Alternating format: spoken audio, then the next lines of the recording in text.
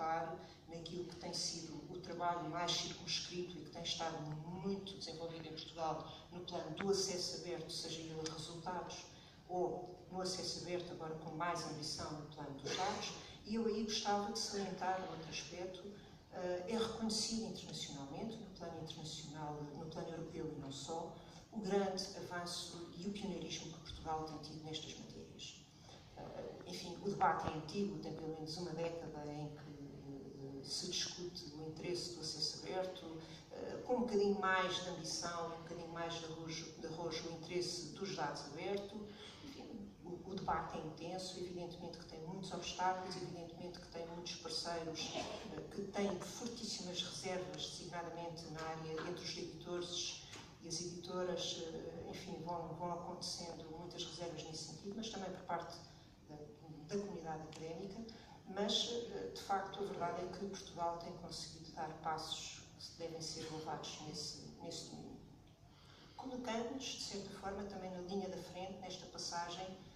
do que é apenas a intenção para ações concretas. Eu recordo que já data de verão as primeiras iniciativas por parte da Fundação para a Ciência e Tecnologia, no sentido de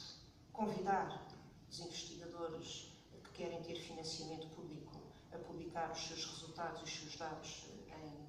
em acesso aberto. Neste momento, a agenda que nós temos é, evidentemente, tornar isso de uma forma muito mais expressiva, absolutamente determinante. Com a velha máxima, que evidentemente não esgota os propósitos nem os princípios da ciência aberta, mas quando estamos, no mínimo, a falar de financiamento público, é evidente que esse financiamento público, resultante do esforço da sociedade em matéria de investimento, tem que ser devolvido à sociedade de uma forma alargada. E, portanto, esse é um pressuposto que, evidentemente, está em cima, mas não esgota os objetivos da ciência aberta. Bom, no plano da ciência aberta, temos um conjunto de metas e de objetivos que gostaríamos de levar a cabo.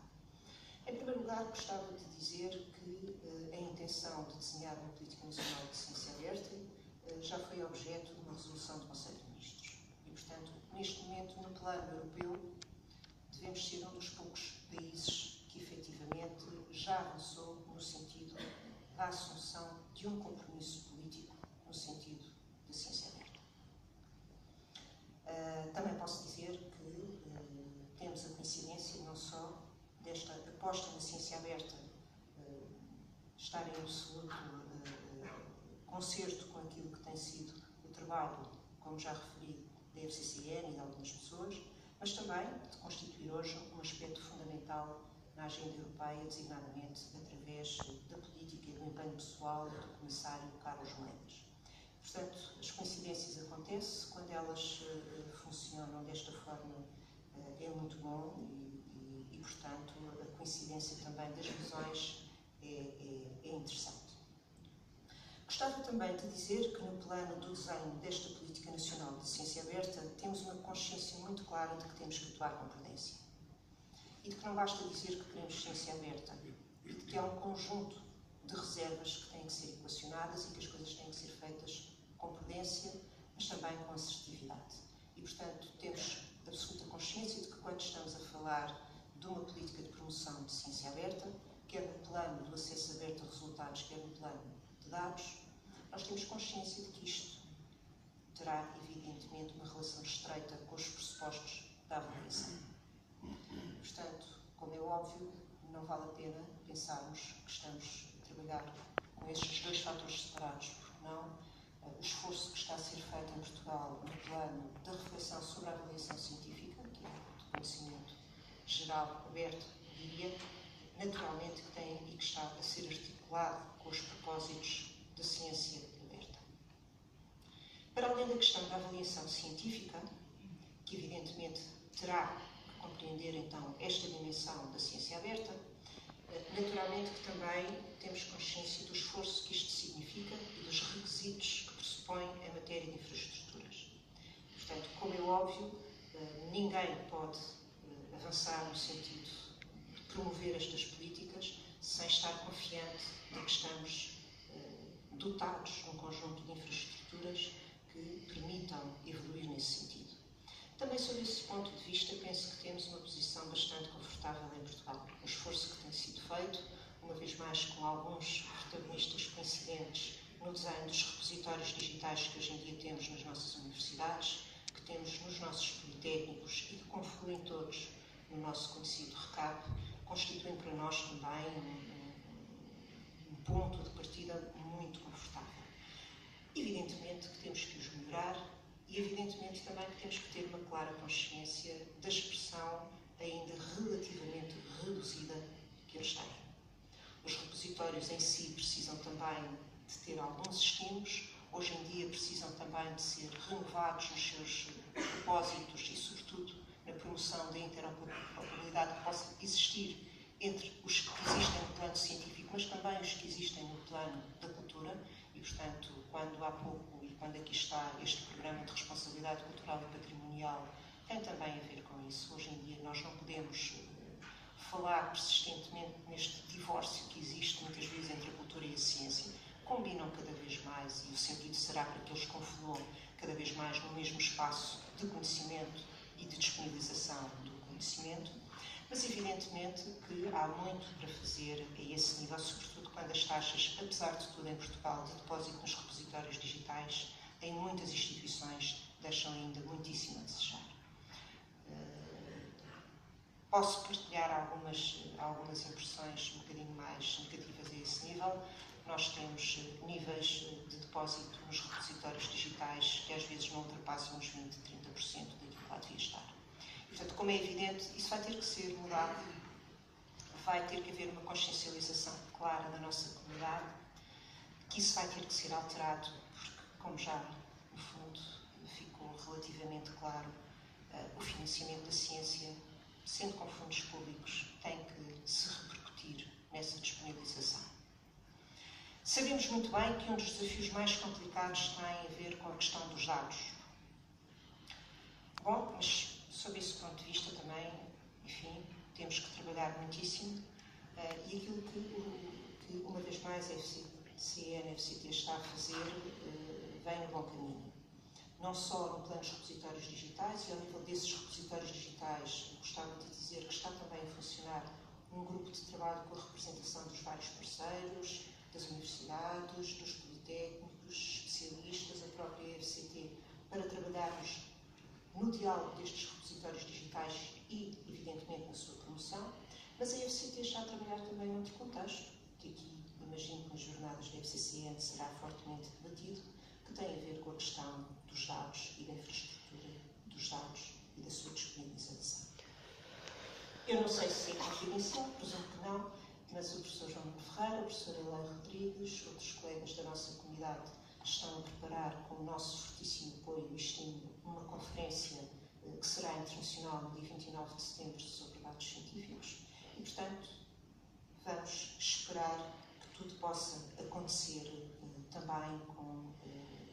bons resultados no plano do acesso aberto a dados científicos, conscientes que as dificuldades são muitas. Gostava também de referir que, no plano da ciência aberta, e nesta ambição que sabemos que é bastante desejada de construir uma política nacional de ciência aberta, estamos a trabalhar com um conjunto de pessoas que representam estas diversas esferas da nossa comunidade. Gostamos de trabalhar de forma colaborativa e em diálogo, e, portanto, esse grupo de trabalho é de domínio público, será publicitado em breve. Gostava que entendessem que é também um interesse para o conjunto da comunidade. E, portanto, as contribuições, as sugestões, as críticas, sobretudo essas que a comunidade e que os presentes queiram suscitar e indicar nesse domínio, é o que nós agradecemos. O nosso grupo de trabalho será publicado em breve e este grupo de trabalho ajudar-nos-á também na definição de uma estratégia muito concreta. A estratégia muito concreta é o mais difícil, mas também o mais entusiasmante. Foram publicadas um conjunto de metas que pretendemos atingir no médio prazo e no curto prazo. No curto prazo, avançaremos rapidamente para um cumprimento de 100% do depósito das publicações científicas resultantes de projetos financiados pela FCT no repositório da rede RECAP. sendo que está a ser feito um esforço muito grande por parte da FCT no sentido de desenvolver os mecanismos de verificação do depósito. Também já não adianta dizermos que queremos que o depósito seja feito, é evidentemente necessário não só ter os estudos relativamente à monitorização desse depósito, como o seu acompanhamento tem que ser feito. Cumprimento também a 100% do depósito de uma cópia digital das teses e dissertações por parte das instituições de ensino superior, conferentes de grau académico, no repositório integrante da rede RECAP. Aqui contamos também com a parceria de outras entidades, designadamente a GEC. E vamos lançar, evidentemente, com a ajuda de todos e para todos, uma campanha nacional de sensibilização para a ciência aberta, visando o conhecimento para todos. E, portanto, para nós, ciência aberta nunca será um fim em si mesmo, é apenas um meio privilegiado para atingirmos uma plataforma de conhecimento para todos. Desmistificando uma série de coisas sobre ciência aberta, nós temos a noção muito clara de que o grau de iliteracia relativamente às questões da ciência aberta são enormes e sabemos que as angústias e os temores das instituições e das pessoas são absolutamente gigantes. Ciência aberta não significa uma luta contra os rankings universitários, significa a sua adaptação. Ciência aberta não significa que as editoras tenham que mudar de vida, pelo contrário, têm que reequacionar a forma de se colocar.